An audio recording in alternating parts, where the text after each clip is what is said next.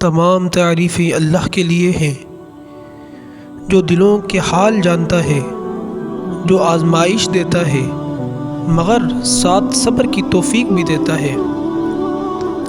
میرے عزیزو، انسان کی زندگی آزمائشوں سے بھری ہوئی ہے۔ قرآن مجید میں اللہ تعالیٰ فرماتا ہے وَلَنَبْلُوَنَّكُمْ بِشَيْءٍ مِّنَ الْخَوْفِ وَالْجُوعِ وَنَقْصٍ مِّنَ الْأَمْوَالِ وَالْأَنفُسِ وَالثَّمَرَاتِ وَبَشِّرِ الصَّابِرِينَ۔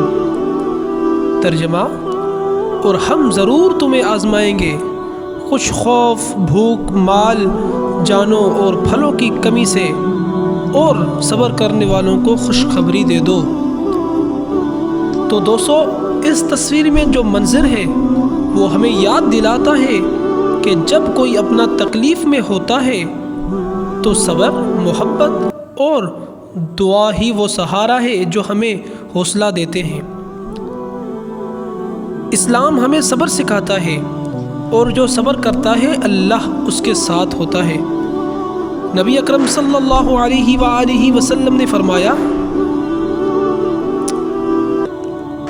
عجباً لأمر المؤمن ان امرہ کلہ لہ خیر۔